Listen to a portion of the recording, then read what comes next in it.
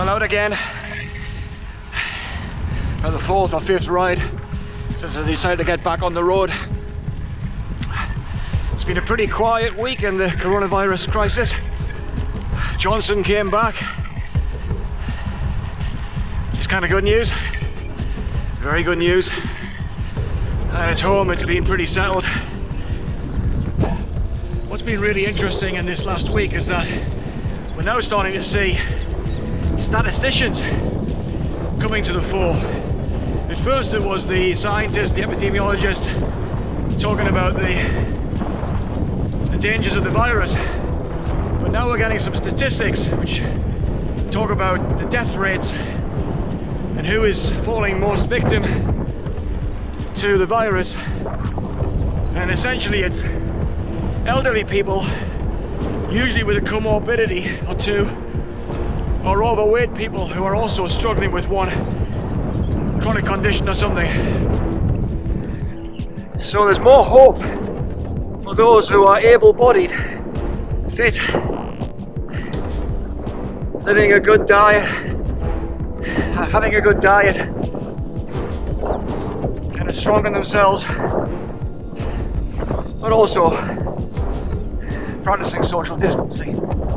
So that's not going to change anytime soon. I think within the next couple of weeks we're going to start seeing a relaxation of the lockdown, a more official way. As I've said previously, a lot of people are starting to get out and about. I still think there's a lot of good discipline from people, looking after themselves and each other by behaving responsibly. So, slightly optimistic today.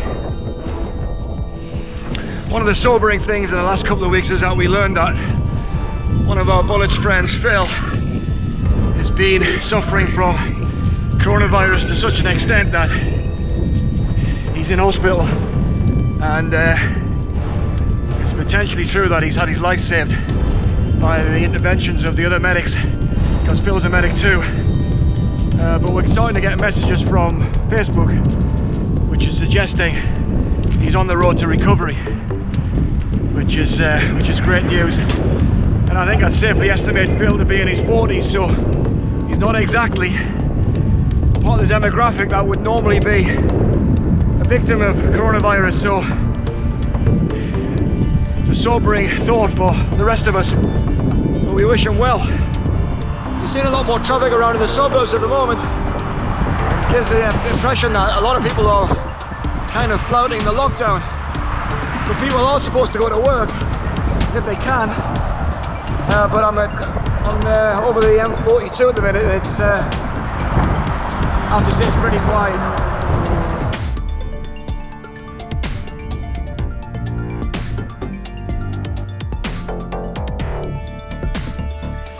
Oh, you begin to wonder how much people are using the trains. I'm sure that, I think last time I saw some statistics, usage was down by 90% or something like that. I think even when this lockdown is relaxed, people aren't going to be using public transport like they were. I think where people can avoid it, they're going to continue to do so. And I've just come through Hams Hall, and normally there's a long queue of lorries waiting for their delivery slot. Not a single one today, not a single one. So GDP output for Q2 is estimated to be about 35% down, and that's even with all the people doing online shopping and the supermarkets having a boom. But most of the businesses are really struggling. So hopefully there's going to be a way out of it soon, otherwise it's going to be grim.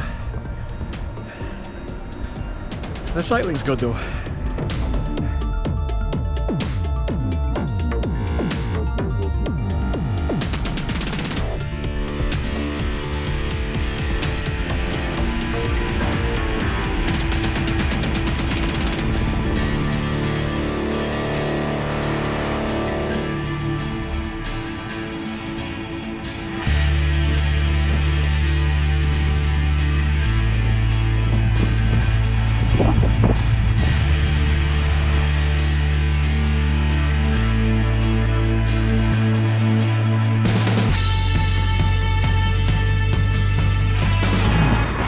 never stopped here before.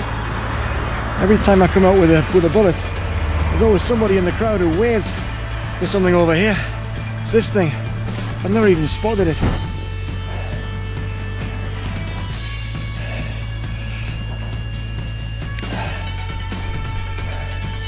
I think he's got a nail. Oh well. I've got a selfie with him now.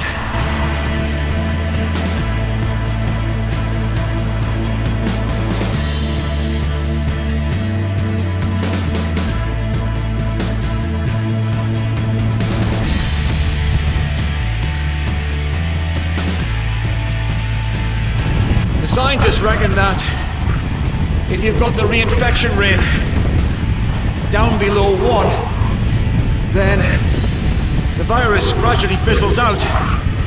And when we started this crisis, probably officially in February, early March, the R was estimated at being 3. So that meant basically every person who had the virus would on average spread it to 3 others. Well, they now reckon it's down to somewhere between 0.6 and 0.9. They wanted to get it lower before they start relaxing the lockdown.